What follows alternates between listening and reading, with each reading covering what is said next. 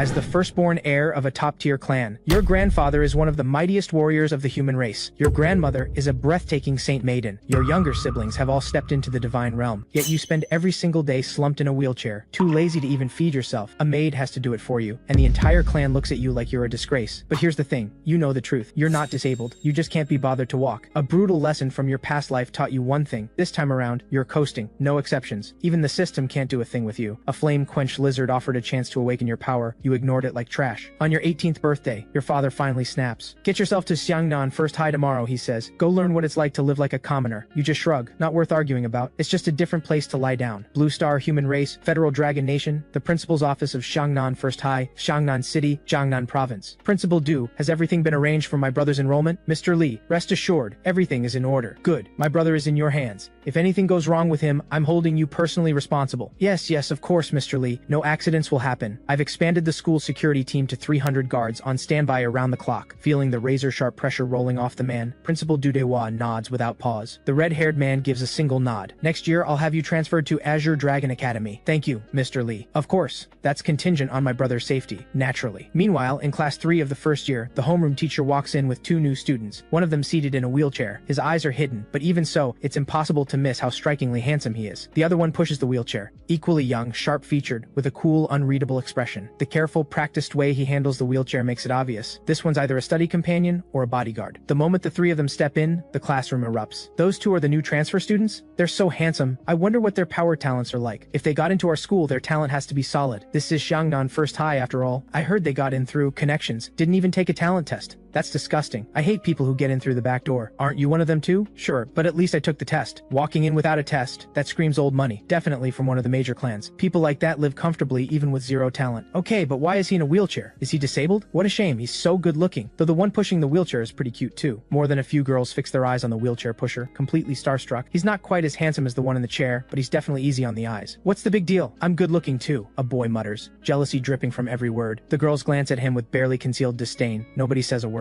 Silence falls like night. All right, settle down. The homeroom teacher wraps the desk. Let's get to the point. These 2 are our new transfer students. Starting today, they're part of class 3. Let's give them a warm welcome. Applause fills the room. The boy in the wheelchair stirs, shifts slightly, then goes right back to sleep. Truth is, he was already awake. He just couldn't be bothered to take off his eye mask. Too lazy to move. Too lazy to stand. Because yes, Lilan can stand just fine. He is not disabled. He sits in a wheelchair for one reason and one reason only. He can't be bothered to walk. Lilan is 17 years old and a transmigrator. 17 years ago, he crossed into this world, a high martial realm reborn through spiritual energy awakening, and landed as a young master of the Li clan, the Yan Emperor's family, within the Human Race Alliance of Blue Star. His grandfather is the Yan Emperor, one of the strongest beings among the human race. His father leads the Li clan. Above him are 3 older brothers and 2 older sisters. So from the moment he was born, he was spoiled senseless. No matter what he did, someone was always hovering nearby. He couldn't even bathe himself if he tried. Over time, that bone-deep laziness just became who he was. His family wasn't happy about it, but they let it slide. After all, the Li clan was wealthy enough to support one idle young master. As for why he's here at school, it's just for the experience. His father put it this way: broaden your horizons, make some friends, and learn to understand the hardships facing the human race, to appreciate what he has. Just because his life is comfortable doesn't mean everyone else's is. 3,000 years ago, the spiritual energy awakening began. The alien realm merged with Blue Star, and the 10,000 clans rose to power. The human race has always been at a disadvantage. If not for the rare emergence of warriors like his grandfather, who shed blood and gave their lives for humanity, the human race might have vanished from history long ago. As his father put it, you can be useless, but you cannot be an idiot. Lilan doesn't particularly care about any of that. He obeys his father without question, because arguing takes effort. Sushin, Lilan, please introduce yourselves. The homeroom teacher's voice cuts through the room. Sushin removes Lilan's eye mask. Lilan sweeps the class with a dead fish stare, eyes so still they barely seem alive. So he wasn't actually sleeping, the teacher thinks, quietly exasperated. She smiles. Go ahead. Sushin steps up to the podium. His voice is calm and measured. Hello everyone, my name is Sushin. I am young master Lilan's study companion. Mid-rank early stage fire element sorcerer power talent. The room explodes. No way. That talent level? That's terrifying. Our whole school only has 2 people like that. Forget the talent. His actual cultivation is already mid-rank early stage. That's way beyond those 2. Wait. You're all missing the point. A genius like this is just a study companion for some guy named Lilan? Is Lilan the one in the wheelchair? Keep your voice down. He's right there. What kind of background does this Lilan have to have a companion that terrifying? Everyone turns to Lilan, eyes bright with anticipation. The teacher looks at him too. The principal never mentioned anything about a disability. Your turn, Lilan. Lilan doesn't spare them so much as a glance. He closes his eyes and goes back to sleep. The teacher goes silent. The entire class goes silent. Sushin quietly puts the eye mask back on. He turns to the teacher. Apologies, my young master is tired and needs rest. Allow me. He hasn't moved an inch or said a single word. How could he possibly be tired? The teacher swallows the thought and nods. Sushin steps back to the podium. Hello everyone, this is my young master. His name is Lilan. Please look after him. Sushin steps down. The teacher stares blankly. That's it? That's all? Alright then. Sushin, Lilan, now that introductions are done, please take your seats. Your spots are in the last row, the very back 2 seats. Do you need any help? The teacher glances at the wheelchair with concern. Sushin shakes his head. No need. My young master is perfectly healthy. The teacher goes silent. The entire class goes silent. Everyone's eyes drift to the wheelchair. Do you even believe that yourself? Sushin wheels Lilan to the back row. Then something shocking happens. Sushin leans in and whispers something to Lilan, and Lilan stands up from the wheelchair, walks to his seat, and goes right back to sleep. No way. A medical miracle. The class watches with wide eyes, dying to see what he'll do next. But for the next full hour, Lilan does nothing but sleep face down on his desk. Not so much as a twitch. A bird lands on him. He doesn't even flinch. Sushin has to shoo it away. Just how lazy can one person be? And yet, the girls in class are completely starstruck, staring at him like he's a prince straight out of a fairy tale. The class is also dying to know, what exactly did Sushin whisper to him? What magic words made this colossal slacker actually stand up and walk to his seat? What he actually said was, "Young master, you really don't want me wheeling you around the entire school, do you?" 2 hours pass. Lilan doesn't move. 3 hours. Still nothing. 4 hours. Same. 5 hours in, Lilan finally moves, because Sushin forces him to. Sushin hauls him upright and feeds him, spoonful by spoonful. After eating, Lilan goes right back to sleep. Half the class doesn't know whether to laugh or cry. Not an ounce of grace, and yet somehow even the way he eats is unfairly handsome. Can you please stop being so starstruck? You're too plain to understand. That evening, Sushin carries Lilan into the dormitory building. All the other rooms are 6-person dorms. Theirs is a 2-person room, though originally they each had a single. Sushin had it converted so he could look after Lilan more easily. Sushin sets him down on the bed. Lilan stirs, rubbing his eyes. Is it morning? He blinks, bleary-eyed. It's already night. Young master, it's time for bed. Do you need water? Lilan says nothing, but from that trademark dead fish stare, Sushin somehow reads the answer perfectly. He grabs a bottle of water, pops in a straw, and holds it to Lilan's mouth. Lilan drinks, then falls back asleep. In truth, his mind is wide awake. He just can't be bothered to open his eyes. 4 hours later, a mechanical chime rings out in his head. Ding dong. Transmigration confirmed. The Supreme Talent System has been awarded. Please make your selection. A talent system. Lilan doesn't even twitch an eyebrow. Whatever. Too much effort. 1 hour of silence. Then the mechanical voice returns. No selection detected. The Supreme Talent System has departed. Ding dong. Congratulations. The Supreme Villain System has arrived. Do you wish to become the greatest villain across all realms? Lilan ignores it. Another hour of silence. The Supreme Villain System has departed. Ding dong. Congratulations. The God-Forged Slayer System has arrived. Lilan ignores it again. The God-Forged Slayer System has departed. This repeats 4 or 5 more times. Dawn breaks. Congratulations, the Supreme Lazy Assist System has arrived. Do you wish to bind? Ding dong.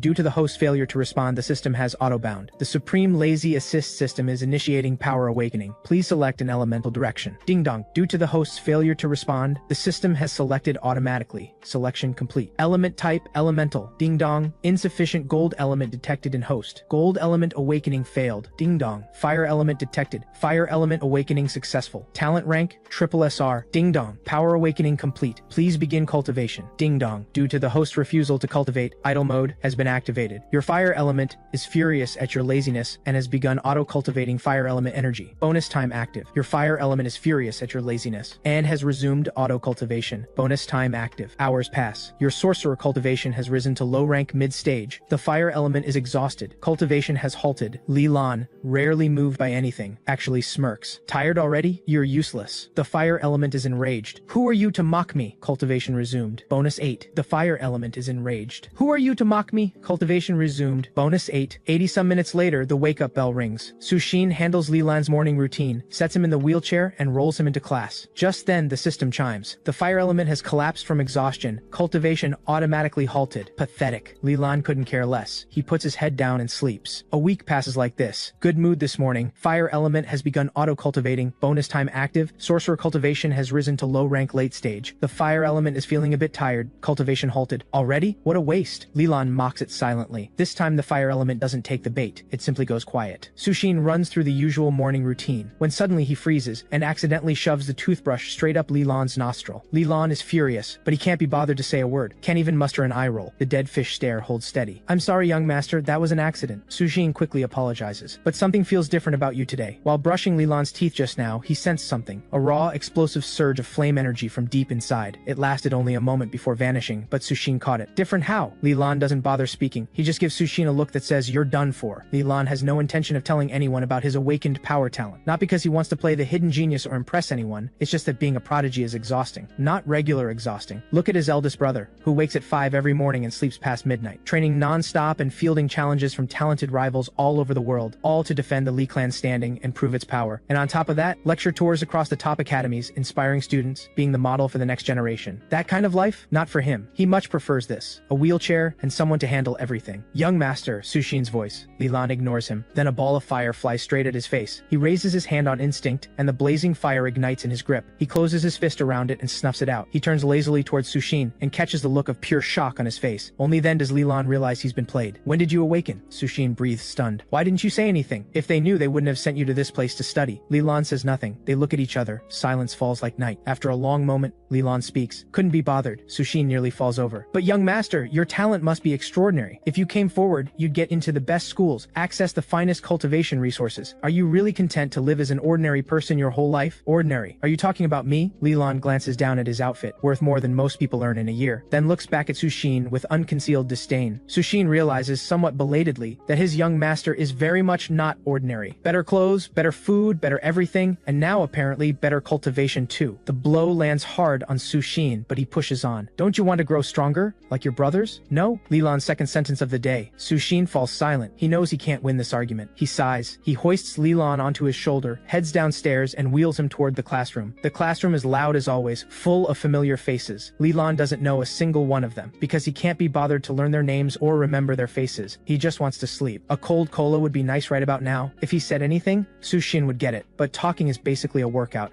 His left side itches. Whatever. Let it itch. The fire element is furious at your laziness. Auto cultivation of fire element energy initiated. Bonus active. The fire element is disgusted by your laziness. Cultivation resumed. Bonus time active. The fire element believes you are a worthless slacker. Cultivation resumed. Bonus time active. Hours later. The fire element is exhausted. Cultivation halted. Pathetic. Li Lan lets out a mocking laugh. The fire element is furious at your mockery. Cultivation resumed. Bonus 7. The fire element is exhausted, but to prove it is better than you, it refuses to stop. Bonus time active. The fire element has passed out from exhaustion. Cultivation halted. Li Lan says nothing. It passed out from cultivating. Truly pathetic. The fire element is coughing up blood from rage. Please stop mocking it. Li Lan stays quiet. I'm just telling the truth. This class is history. The teacher up front talks at machine gun speed, and if he spots anyone spacing out, a piece of chalk flies across the room with near perfect accuracy. Li Lan is no exception. Lucky for him, Sushin sits right in front. Sushin is built tall and broad, and the chalk keeps hitting him instead. A natural human wall. Li Lan thinks, actually Sushin isn't so bad. When it came time to pick a study companion, Li Lan had originally chosen girls, but his older sister decided that was inappropriate for his well-being and swapped them out for a male companion, namely Sushin. Looking at it now, there are some advantages to that decision, and Sushin is surprisingly attentive. The teacher drones on. 3,000 years ago, the spiritual energy awakening began on Blue Star. The 10,000 clans rose. Then came the alien realm merge. Through humanity's relentless effort, we finally built a complete power cultivation system. Today, our people have produced great figures, the Wood Emperor, the Yan Emperor, and others like them. They are humanity's heroes. We should revere them and strive to follow in their footsteps. As more alien realms continue to merge with Blue Star, the Blue Star of today is unrecognizable compared to what it was 3,000 years ago. The alien realms contain countless mysterious clans and just as many ruins. Some ruins are single-use, others are repeatable, and there are even more complex types. We'll cover those later. Based on credible theories, the repeatable ruins may have been training grounds built by an unknown advanced civilization, ranging from easy to brutal, safe to deadly. They reset and can be entered again and again. You'll all enter them one day. Now please turn to page 2. We'll be discussing two clans surrounding the Human Federation, the Wind Shadow Clan and the Savage Spirit Clan. The bell rings not long after. The classroom erupts in cheers. Sushin quietly makes his way to the trash can behind Li Lan and beats the chalk dust off himself. Young master, it won't all come off. Sushin gestures at his once white uniform now dappled with color. Li Lan almost says something comforting, but decides against it. A mental note of sympathy is enough. Actually speaking is too much effort. Before long, the homeroom teacher storms in. The class falls instantly silent. Class hasn't technically started, but when the homeroom teacher walks in, it's always class. Everyone scrambles back to their seats. Li Lan keeps sleeping. This is the 4th class of the day. His left side itches again. Whatever. Keep sleeping. The fire element has recovered and is deeply disgusted with you. Auto cultivation of fire element energy initiated. Bonus time active. The homeroom teacher claps the podium and smiles. Everyone, I have an announcement. Starting tomorrow, we begin military training. A beat of silence. Then the class erupts in groans. Luyuya, the class academic rep, raises his hand. Military training is completely inelegant. Can I get an exemption? If I have to train outdoors, my fair skin will turn dark. The homeroom teacher smiles at him. What do you think? Lu Yuya shudders. I'm guessing yes. Lu Yuya, outside. Now. You could have just said no. That is completely inelegant. Lu Yuya mutters under his breath, sprays on a layer of sunscreen, and shuffles out of the classroom in short, mincing steps. Lilan opens one eye just long enough to notice. This guy is wearing a full suit under his school uniform. Now that's commitment to elegance. A girl slides into the seat next to class president Wang Shishi. What are you staring at? Lilan, obviously. Wang Shishi sighs dreamily. Even the way he side-eyes people is handsome. The girl goes quiet. I say this with love. It's never going to happen. Does that matter? Wang Shishi waves it off. When someone is that good looking, just watching from a distance is its own reward. A boy nearby can't help himself. What's so great about him? He's just a lazy. Besides, military training starts tomorrow. Let's see how long that laziness lasts. If not him, should we stare at you? The moment he says it, every eye in the room turns his way. Someone from a powerful clan, probably no talent, completely useless, and with those looks he could coast on his face alone. As for the other guy, actually never mind. Some things are better left unsaid. Silence falls like night. The boy realizes he's made a mistake and slinks back to his seat, but his words do get everyone thinking. Military training is coming. What's Lilan going to do? He can't keep this up, can he? Skipping out means disciplinary action, and the instructors are brutal. The show's about to start, someone snickers. Outside, Lu Yuya is already grinning. Lilan being forced through training, that is going to be profoundly inelegant. Wang Shishi goes starry-eyed. Lilan sweating through training, that's going to be so handsome. Military training is such a bother, Lilan thinks to himself, but he doesn't actually feel annoyed, because being annoyed takes effort too. The fire element is gleefully enjoying your misfortune, and has excitedly begun cultivating fire element energy. Bonus time active. The fire element is laughing at your situation, and has cheerfully resumed cultivation. Bonus time active. Lilan's eyelid twitches. He looks towards Sushin in the seat ahead. Sushin sighs helplessly. I'm sorry, young master. Your eldest brother says you have to participate. Is there any mercy left in this world? The fire element is overjoyed by your predicament and has fainted from excitement. Cultivation automatically halted. Day 1 of military training. Lilan refuses to get out of bed. No matter how much Sushin prods and pulls, nothing works. It's not unusual, but at least before he'd open his eyes for a second. With no other option, Sushin drags him bodily off the mattress and handles the brushing and washing himself. In the mirror, Sushin brushing his own teeth with focus, and Lilan beside him, face completely blank. Lilan spends a moment trying to think of a way out of training, then stops. Too exhausting to even plan. The fire element is laughing and has happily begun auto-cultivation. Fire element energy plus 15. The fire element is delighted by your misfortune and is cultivating with great enthusiasm. Fire element energy plus 20. Lilan says nothing. This fire element might genuinely have a problem. The fire element is deeply offended by your assessment and has begun cultivating furiously. Fire element energy plus 30. The fire element is tired. Cultivation halted. Your fire element sorcerer cultivation has risen to high rank early stage. Already? Lilan taunts. The fire element says, thank you, now mind your own business. Lilan goes quiet.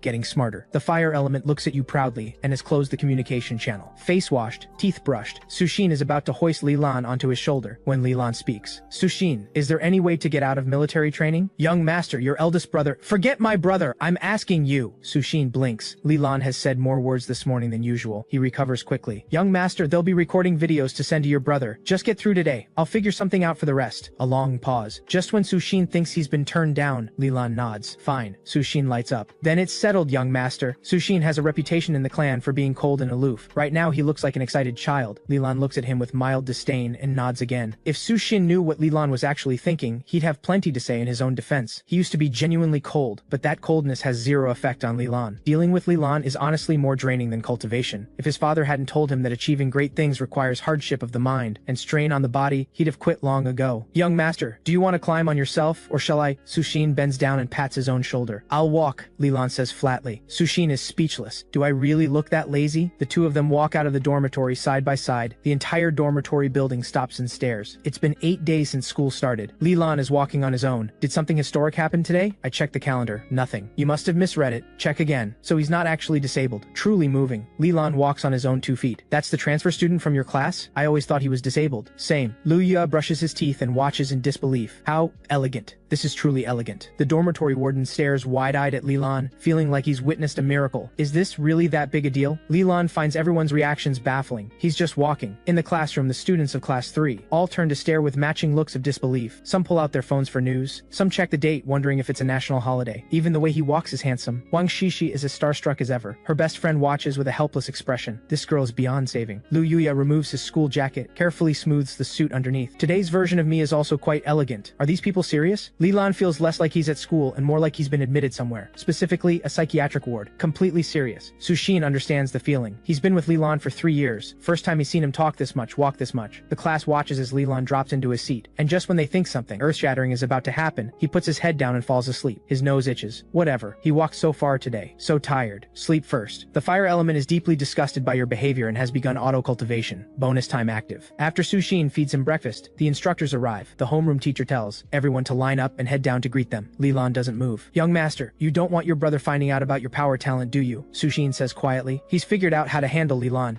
At least a little. The words hit like a switch. Lilan cuts him a sharp look. Bring the wheelchair. Young master, the wheelchair is back in the dorm. Should I just carry you? Lilan nods. Fine. Being carried for long periods had gotten uncomfortable enough that he once actually went to see a doctor. Recognizing the situation, Sushin quickly scoops Lilan up in a bridal carry. And so, in full view of everyone, this remarkable pair makes their entrance. Faces twist in confusion. Lu Yuya's voice rings out in the open, doing something like this. Profoundly inelegant. Wang Shishi looks like her heart has been cut in two. I feel like I just got dumped. Her best friend can't help it. Is there any chance he's just lazy? Wang Shishi snaps back to life. He must be. Even being carried looks handsome on him. Her best friend goes quiet. Too tired. Just let it burn. The noise around Lilan drifts into his ears, and he feels a faint flicker of embarrassment, but he doesn't really care. It's not like he has any bad intentions. He's just lazy. The fire element is furious. You lazy bum. I deserve a better master than this. Diligent cultivation of fire element energy initiated. Plus 20. Hearing others talk about you. Minus 31. Tuning out all distractions. Focusing entirely on cultivation. Fire element energy plus 60. The fire element has successfully grasped the nascent divine art. A nascent divine art, unexpected, but just barely. Lilan is not impressed. Power cultivation runs from low rank to mid rank to high rank, then divine art sorcerer, grand divine art sorcerer, and finally earthbound immortal. Grasping the nascent divine art means stepping onto the path of a divine art sorcerer, the elite of the human race. Still, as precious as a nascent divine art is, it's hardly rare by Lilan's standards. His clan practically has divine art sorcerers to spare, and all his siblings are grand divine art sorcerers. As for his grandfather, the Yan Emperor, terrifying doesn't cover it. One of the most powerful earthbound immortals alive. But within Xiangnan First High, Lilan would rank as quite exceptional. The strongest power user in the school, the principal himself, is only at the divine art sorcerer level. Many teachers don't even clear that bar. Hearing your evaluation, the fire element is very hurt and has begun sobbing loudly. Channeling grief into strength, cultivating with renewed determination. Fire element energy plus 30. Am I being too harsh? Lilan scratches his nose, considers saying something kind, and decides against it. A few minutes later, unable to bear the noise any longer, Lilan speaks. You don't need to sell yourself short. Yes, you're pretty weak, but reaching the nascent divine art in just over a week? That's actually impressive. The fire element cries harder. Channeling grief into strength. Cultivation resumed. Fire element energy plus 35. Lilan goes quiet. Great, I tried. He's not listening. Nothing I can do. Lilan falls into a deep sleep. Sushin holds him through the entire ceremony. The principal's speech, the head instructor's speech, the instructor's remarks, until military training officially begins. When Lilan opens his eyes, he finds himself looking at the instructor assigned to his class. A woman, sharp in her military uniform, with warm tan skin that gives her an air of fierce confidence. She looks at Lilan and Sushin's arms and frowns. Why does your class have a disabled student? Didn't your homeroom teacher inform you? Disabled students are exempt from military training. Here, let me take him. You go train. The instructor kindly reaches over and lifts Lilan out of Sushin's arms. Sushin reaches to take him back, then catches Lilan's eyes and goes still. He lowers his hand. Several students burst out laughing. The instructor raises her voice. What's so funny? This is military training and helping those in need is a virtue of our dragon nation. What exactly is funny? But her scolding doesn't land. More than a few people laugh harder, just as she's about to tear into them. A student steps forward. Instructor, Lilan isn't actually disabled. Who is Lilan? The student points. The instructor's face goes pale, and Lilan slips right out of her arms. Sushin lunges forward and catches him. The commotion wakes Lilan up. The instructor turns on Sushin, furious. Put him down. Sushin obeys. The instructor glares at Lilan. Why did you deceive me? Lilan doesn't really want to talk, but instructor, I never said I was disabled. You decided to carry me. Then why at your age do you need to be carried? Because I'm lazy. The instructor's temper snaps. Go run 30 laps. Now. Lilan doesn't move. He fixes her with his trademark dead fish stare. Why aren't you running? She demands. Lilan looks at her like she's asked the most obvious question in the world. Because I'm lazy. The instructor staggers, nearly falls. Sushin steps forward. Instructor, I was the one carrying him. I'll run in his place. Instructor Hao laughs despite herself, then barks. Fine. Since you volunteered, double it. 60 laps, not one less. Sushin doesn't argue. He heads straight for the track. The instructor turns to Lilan. You, stand over there and count his laps. Lilan doesn't react as though he heard nothing. Why aren't you moving? Because I'm lazy, Lilan says, barely audible. The instructor puts a hand to her chest. She has met her match. Military training builds willpower. It forges the strength to endure hardship and push through exhaustion. It builds a sense of unity. Look at your classmates. Every one of them is out here training. You're the only one who won't. Don't you feel ashamed? Not really, Lilan says without a shred of energy. Honestly, I'd love to train. Then why won't you? Because I'm lazy. The entire class bursts out laughing. The instructor's insides hurt. She grits her teeth. Fine, you don't have to train if you can beat me in a fight. And just like that, the dead fish stare clears. Lilan's eyes sharpen. Sure, no problem. This instructor looks to be around high-rank sorcerer level. He's the same rank, only early stage, but he's grasped the nascent divine art. With a bit of effort, this should be winnable. His father said he had to participate, but if the instructor herself says he's exempt, his father can't really object. That counts as a different situation entirely. You're serious? The instructor looks at him, the lazy boy in front of her. She has to admit, now that his eyes are focused, he's remarkably good looking. Of course, Lilan nods. I'm high rank, just so you know. You're sure about this? This time Lilan says nothing. He just looks at her, steady and still. The instructor doesn't dare ask why he's gone silent. She's terrified of hearing those 4 words again. Because I'm lazy. Overconfident kid. Since you want to try, don't expect me to go easy on you. Fair warning.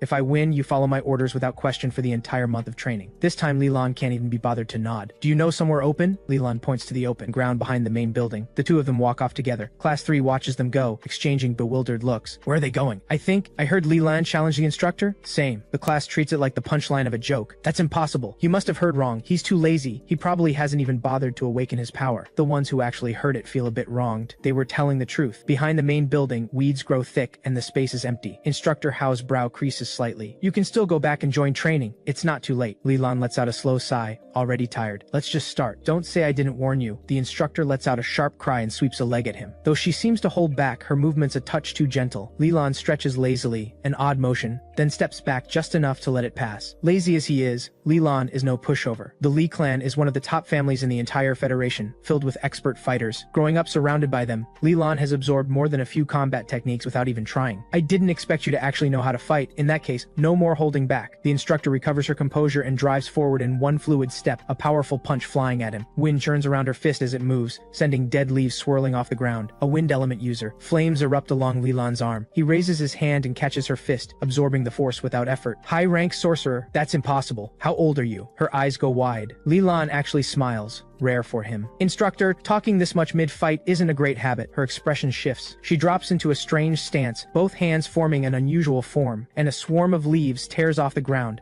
sharpening into a dense volley of flying blades aimed straight at Lilan. An elemental attack. Lilan straightens up slightly. The flames in his hand burn hotter. Just as the leaves close in on him, Lilan throws a punch. Rock burst. A detonation of fire. A deep boom. Every single leaf is incinerated in an instant, reduced to ash. A nascent divine art. What? While the instructor is still reeling, Lilan moves through the cloud of ash and appears at her side, his fist resting beside her head. Instructor, he says, thoroughly unbothered. You lost. A promise is a promise. I actually lost. The instructor stares at him, stunned beyond words. Who are you? You've awakened. A nascent divine art? Lilan says nothing. He brushes the ash off his clothes and strolls lazily back toward the class. Instructor Hao removes her cap, smooths her hair, and walks back to join the class. For the next month, she announces, sweeping a look across the class, Lilan is excused from military training. The class is confused, but no one pushes back. Lilan has powerful connections. He even has a personal companion just for studying. Getting out of military training is probably nothing for someone like him, and honestly, he's so lethargic every day. Clearly something's off with his health. No surprise he's exempt. As for Lilan actually beating the instructor to earn his exemption, that thought doesn't even cross their minds. In their eyes, Lilan is just a regular kid with no talent. Where would he get the strength to beat an instructor? That assessment of regular only applies when you leave out his background, of course. The instructor looks at Lilan. You're off the hook for training, but you stay on school grounds. This field. The whole time, Lilan says nothing, because Lilan has fallen asleep standing up. The fire element is furious at your laziness and has begun auto-cultivation. Fire element energy plus 15. He's even snoring. The instructor goes silent. The entire class goes silent. Sushin returns from his laps, hears the news, and blinks. He straightens Lilan's body, films a few passable videos from behind, then joins the rest of the class in training. Elsewhere, in a luxury villa in Longjin, a middle-aged man with a full head of red hair opens his phone. Playing on the screen is the video of Lilan standing. He watches it, then bursts out laughing. Xiaolan, this kid has finally shaped up, though why does his standing posture look a little off? Almost like he's asleep. No, that can't be right. First day of military training. He's not used to the stance yet. A little stiffness is normal. Lilan's father reassures himself, but sleeping upright for too long gets uncomfortable. Eventually, Lilan just lies down on the ground. Still not comfortable. He starts rolling, back and forth, side to side. He rolls until he wedges himself into a narrow, dry drainage channel and can't roll any further. Then he settles. The tight, enclosed space wraps around him like a cocoon. He feels perfectly safe. This is actually pretty good, he mumbles, already drifting off. The snoring resumes. The fire element is mortified by your behavior and has begun frantic cultivation. Fire element energy plus 50. Time passes quickly. 5 hours later, midday arrives. Sushin collects lunch from the cafeteria and heads back to feed Lilan, only to find him gone. Sweat breaks out across Sushin's forehead. He sets down the food and searches, but finds nothing. Not on the field, not in the classroom, not even in the dorm. A terrible thought rises in Sushin's mind. Young master, what if he was taken, kidnapped by a cultivator from one of the other clans? If a rival clan took him as leverage against the Li family, the Li family would come for him, and that could spark an all-out war between the races. I have to stop this. Sushin runs to find the homeroom teacher. The homeroom teacher goes to the principal. The principal goes pale. Everything is over. The Li family will have him killed. Wait, is there still a way out? The principal turns to Sushin. How long has he been missing? I just came back from the cafeteria and he was gone. The principal thinks hard. Outsiders almost never enter the school, except during meal prep, when kitchen staff come in from outside. Someone must have slipped in during that window and taken him. Yes, that has to be it. He calls the security station immediately. Lock down every exit right now. No one leaves. Find Lilan, whatever it takes. And so a full school-wide search involving over 1,000 people begins. Lilan, where are you? Young master, Lilan. By evening, Lilan is still nowhere to be found. The entire school has been searched. So has the area outside. Not a trace. All color has drained from the principal's face. It's over. Everything is over. He takes out his phone, opens the notes app, and begins typing his farewell letter, one word at a time. Sushin sits on the ground, face blank, a hollow feeling in his chest. Instructor Hao is in tears. It's all my fault. If I had just kept an eye on him, none of this would have happened. The fire element is growing tired. Cultivation speed is slowing. Fire element energy plus 15. The fire element is deeply disgusted by the fact that you are sleeping in a drainage ditch. Even cultivation is suffering. Fire element energy plus 10. The fire element is exhausted for the day. Cultivation halted. The nascent divine art has been steadily refined by the fire element. Current progress, minor completion. Lilan tries to stretch and finds he can barely move. He opens his eyes. He is lying inside a narrow rainwater channel. The sky is edging toward dusk. Fortunately, the channel is reasonably clean. Lilan brushes himself off and climbs out. His stomach growls. Why hasn't Sushin come to feed him? Lilan mutters to himself, following the mental map in his head out of the field. He rounds a corner and finds Sushin huddled in a small corner, curled up like an abandoned animal, eyes red, arms wrapped around his knees, staring at Lilan like he can't believe what he's seeing. Not far behind Sushin is the school gate, where a crowd is gathered. Teachers, homeroom teachers, instructors, and the principal himself. Their faces are grim. Some look downright terrified, as if something catastrophic has happened. Lilan can't be bothered with any of that. He heads straight for Sushin. Sushin, what's wrong? Young master, where were you? Sushin leaps up and grabs him. Are you hurt? He looks Lilan up and down, just a bit dirty. Sushin exhales shakily. Did you cry? Lilan stares at him. Sushin's expression stiffens. Who cried? It was windy. Got some dust in my eyes, he says flatly. His face goes cold again. Why aren't you dead? If you were dead, I could go back to the clan and actually train. You were worried about me. Get lost. The principal spots Lilan and bursts into tears of relief. He rushes over and wraps Lilan in a hug. Lilan, you're safe, thank goodness. I was already writing my farewell letter. Lilan pushes him away with obvious distaste. The students all break into smiles. With the commotion over, Lilan slips right back into his old routine. When there's nothing to do, he sleeps in the wheelchair. When he wakes up, Sushin feeds him, and then he sleeps again. But after the incident, Sushin and the principal keep a much closer watch on him, even assigning a dedicated security guard to follow him everywhere. Every time Lilan wakes up, there's a face outside the window. The guard has an expressionless, stone-cold face, the kind that belongs in a crime syndicate, but Lilan eventually gets used to it. Time moves quickly. A month later, military training ends. Students flood toward the school gate, many in tears. Some have written handwritten letters asking the instructors to open them only once they're back at base. Lilan joins the crowd to see them off, raising a hand in farewell to Instructor Hao. Instructor Hao was in good spirits until she sees Lilan, and a dull ache returns to her chest. She forces a smile. The instructors leave, regular classes resume, and Lilan goes back to sleep. The fire element is furious at your laziness and has begun auto-cultivation. Fire element energy plus 15. The fire element is thoroughly disgusted by your laziness and has resumed auto-cultivation. Fire element energy plus 15. Knowing its master is hopeless, the fire element cultivates with even greater focus. Fire element energy plus 35. The fire element is tired. Cultivation halted. Your fire element sorcerer cultivation has risen to high rank mid-stage. Over a month and only mid-stage, fire element, you're going backwards. Lilan rubs his eyes and goes back to sleep. Another half month passes. The principal principal calls the entire year group to the assembly hall with an announcement. Lilan rolls in on his wheelchair barely through the door when the principal's booming voice fills the hall. Students, this chapter of your academic life is coming to a close. I've gathered you all here today to share something important. Yesterday, on your behalf, I submitted a formal request to the military for access to a secret realm. They approved it. The hall erupts. A secret realm? I've never even seen one. I can't wait. But aren't secret realms dangerous? We're not going to die in there, are we? Surprise, excitement, fear, the voices all blur together. The principal smiles at the concern in the room. There's nothing to be afraid of. The secret realm you'll be entering is unranked. There's virtually no danger. Even a basic level of sorcerer cultivation is more than enough to get through it. With a bit of luck, you might even come away with rewards. At that, the students cheer, but more than a few glance over at Lilan with concern. Then they spot Sushin standing behind him, and one by one, they relax. Sushin's cultivation is already approaching teacher level. With him there, Lilan will be fine. Wang Shishi steps forward and claps Sushin on the shoulder. Sushin, my hero is in your hands. Sushin glances at Lilan and nods. Lilan's eyelid barely moves. Since when am I your hero? Lilan's eyelid twitches. He goes back to sleep. The fire element is ashamed of your laziness and has begun auto-cultivation. Fire element energy plus 15. The principal continues from the podium. Students, joining us in the secret realm this time will be students from second high. Make sure you perform well in there. Don't embarrass this school. Also, this secret realm trial is a closed trial. It runs for 3 days. We depart tonight. Head back to your dorms shortly and pack your things. Secret realms have 5 ranked tiers, 1 star through 5 star. Anything below the ranked tiers is unranked. Anything above 5 star falls into the beyond 5 star category.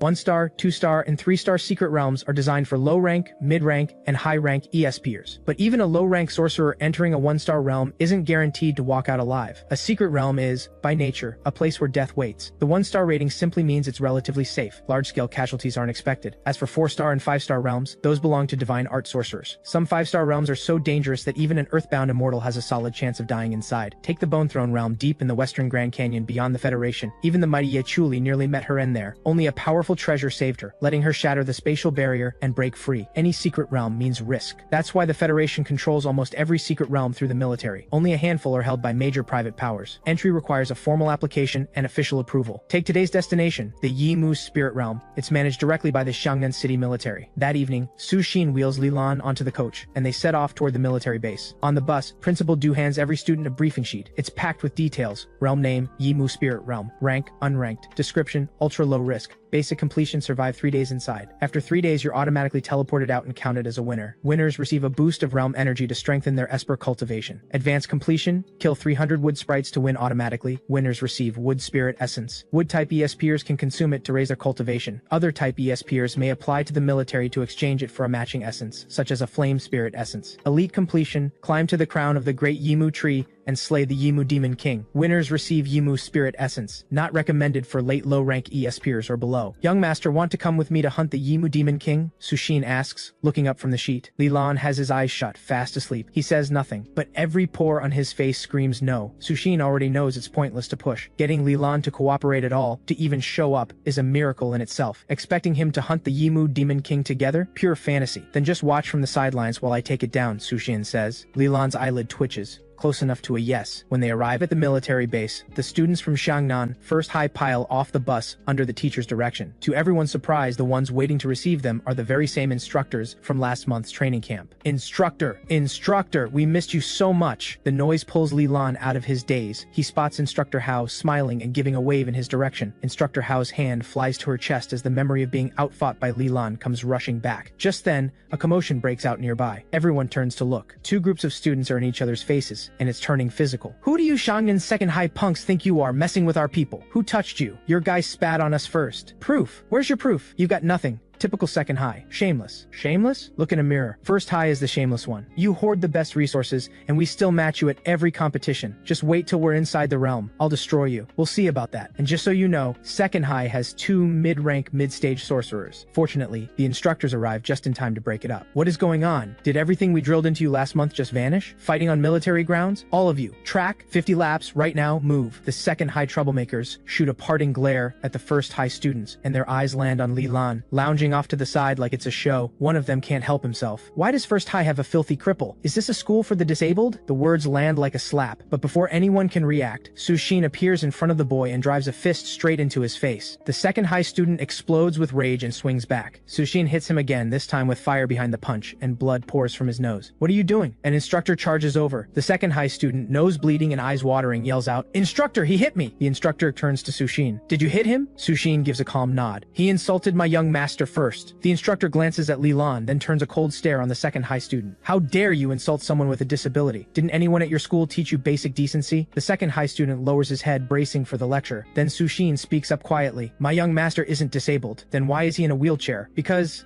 he's lazy." Sushin forces the words out. After dinner, the instructors lead the students toward the realm entrance, one group at a time. The secret realm hangs in the open air like a green void. Mysterious particles swirl around its edges, and the interior glows a deep, vivid emerald. Walk around to the back and it simply disappears. It only exists when viewed from the front. Soldiers armed with rifles stand at rigid attention around the perimeter, every one of them a mid-rank sorcerer. "Let's move," the lead instructor says. An instructor spots Lilan in his wheelchair and frowns, turning to a middle-aged woman in military uniform nearby. "Commander, is it all right?" The commander waves it off. "Don't worry about him. The realm is safe enough. Even a genuinely disabled person would be fine in there, and he's perfectly healthy." The commander says this casually, a file folder in hand, but inside, she's reeling. This lazy kid in a wheelchair is from the Li clan of the Yan Emperor, the direct bloodline, a true young master of the Li family. Bizarre. With all of the Li clan's power, they could have sent him to any of the 5 great academies without blinking. Why settle for First High? "Commander, you alright?" "Fine." She quickly tucks the file away. A rift opens in the Yimu spirit realm, and students pour through one after another. At the same moment, on the far side of the realm, a black rift tears open from nothing. Figures in red robes step through, their faces marked with eerie skull tattoos. Black skull rings gleam on their thumbs as these mysterious strangers materialize inside the realm. Just as our late master predicted, by channeling the chalice's power through the spatial distortion of a realm opening, we can force our way into even an unranked realm. Enough talk, we move now. The sanctum has been destroyed by the authorities. We need more blood to resurrect the faith. Then let this realm descend into madness. Only those who survive to the end are worthy of becoming seeds of our faith. Lilan feels the world go dark for a moment. Then suddenly, everything opens up. He takes in his surroundings. An entirely new world stretches before him. Vast and green, wild grass everywhere, lush with dense plant life. Behind them lies endless darkness. Lilan reaches out to touch it. He can't pass through. This must be the spatial barrier he read about. Only a powerful artifact or overwhelming force can break through it. Straight ahead, at the heart of this world, stands the great Yimu tree, so tall it seems to pierce the sky. Its lower half is swallowed by thick mist, hiding whatever lurks within. Its upper half spreads massive branches, and on every branch, enormous vines sway slowly, as if breathing. If he's read the briefing right, those must be the Yimu spirit creatures. Kill 3 of them and the elite trial is complete. Whether to leave after 3 kills or stay longer, that's up to whoever's doing the killing. Lilan doesn't bother thinking about it. He closes his eyes and drifts off. "Young master, you really won't come with me?" Sushin asks. Lilan lets out a lazy chuckle. "What, you want to carry me up the tree? I can't climb a tree while carrying you." Sushin sighs. "Stay safe, young master. I'll be back soon." "Relax, your young master is more capable than you think." Lilan waves him off. He watches Sushin leave with reluctant steps, then settles down and falls peacefully asleep. Well, we meet again, filthy cripple." A sharp mocking laugh cuts into Lilan's ear a few minutes later. Lilan doesn't even bother opening his eyes. "And you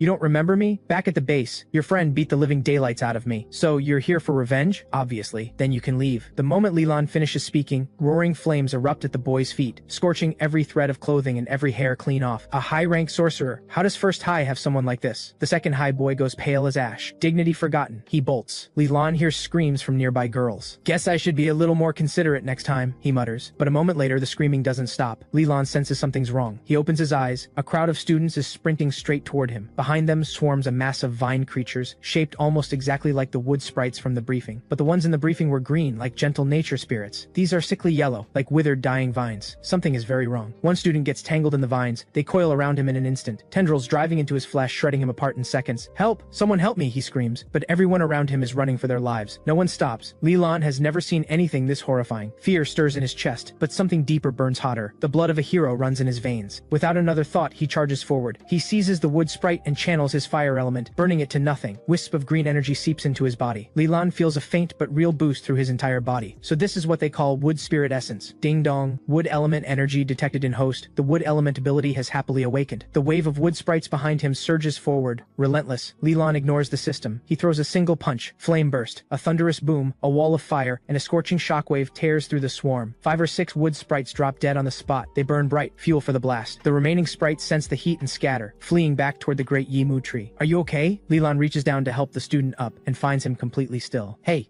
Lilan presses a hand to his chest. The heart has stopped. Gone. Damn it! Lilan grabs grabs a fistful of his own hair, furious at himself for being too slow. Lu Xuan, are you okay? The students who fled begin trickling back, and when they see the body on the ground, every face goes white. Lu Xuan is dead. A boy steps forward and extends his hand. Hi, I'm Wang Chu from Second High. Thank you for driving those things off. His face is pale, cold sweat on his brow. The terror of what just happened still hasn't left him. Li Lan shakes his hand. Do you know what's going on in there? Li Lan? I don't think First High has a talent by that name. Wang Chu shakes his head. We had barely stepped into the mist zone when these things attacked. Others chime in. Are these even wood sprites? They look nothing like what was in the briefing. They said there was no risk. I wanted to go home. Mom, what do I do? 3 days in this place? I'm going to die here. As the words tumble out, someone starts crying. The weight of it all presses down on everyone, suffocating. Li Lan, what do we do? Every pair of eyes turns to him. To them, Li Lan is the only thing standing between them and death. They don't even know him, but somehow, just having him here makes the fear a little easier to bear. I'm going into the mist zone. Sushin is in there. I have to check on him.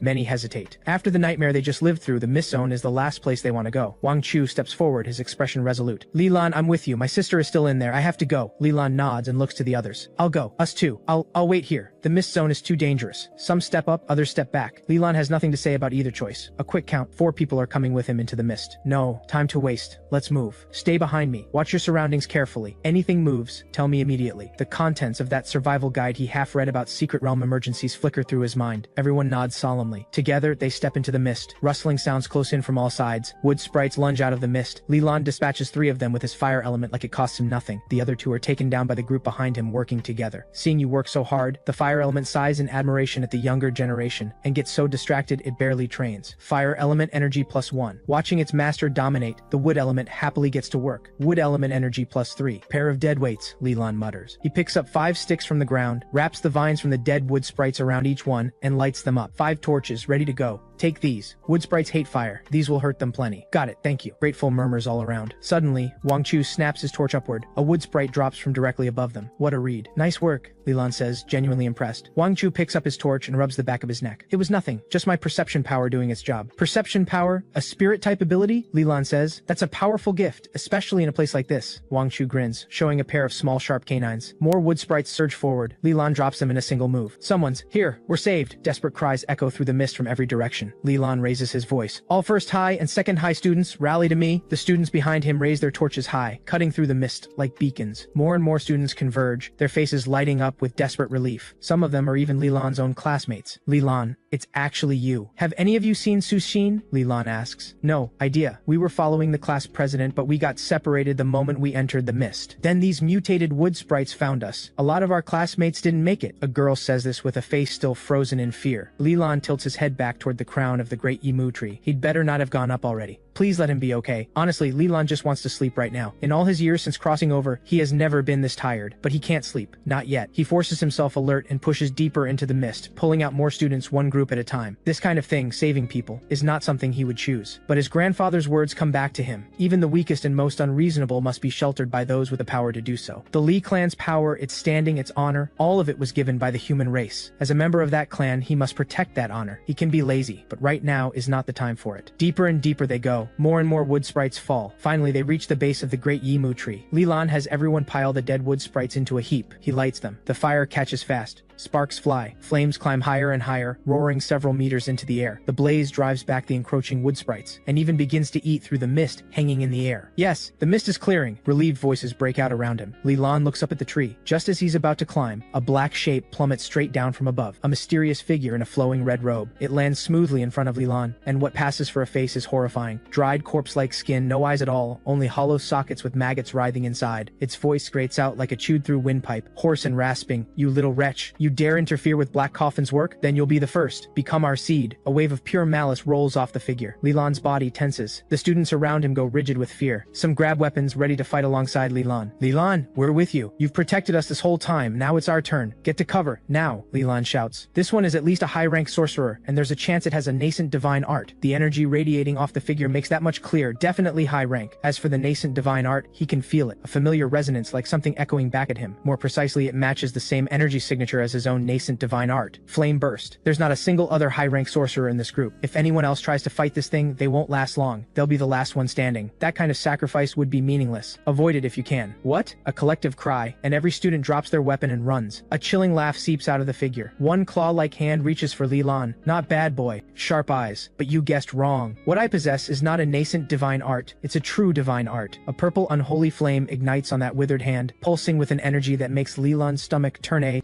divine art sorcerer. Aren't they banned from entering secret realms? No time to think. Lilan channels every bit of his fire element energy and meets that purple flame head-on. Flame burst. The impact thunders through the air. A mid-stage high-rank fire element sorcerer. The figure staggers. Really? Lilan's flame burst connects, sending it flying backward. Lilan blinks. A being that claimed to wield a true divine art. If the figure could hear that thought, it would weep. It is a true divine art sorcerer, but the body it's inhabiting has barely reached the high-rank threshold. It had assumed that using a high-rank sorcerer's body would give it absolute dominance in an unranked realm. It never expected to run into a freak like Lilan. Lilan approaches. The figure is dead. More precisely, it had been dead for a long time. This is not what a fresh corpse looks like. Maggots cover every inch of the body. The stench is overwhelming. Lilan had half a mind to loot the body, but now he can't even bring himself to look at it. He prods at it with a stick, checking all over. Nothing valuable. He lights it up with his fire element and burns it clean. Lilan, you just killed a high-rank sorcerer. Wang Chu steps forward, stunned. A moment ago, he was certain they were all going to die at that thing's hands. The other students look no less shocked. Most of them are low-rank sorcerers. To them, a high-rank sorcerer is practically a legend, and yet that legend just dropped cleanly at the hands of someone their own age. They knew Lilan was capable, but not this capable. A high-rank sorcerer is nothing special, Lilan says carelessly. I'm one too. Eyes go wide all around. Even those who suspected it are stunned to hear him say it plainly.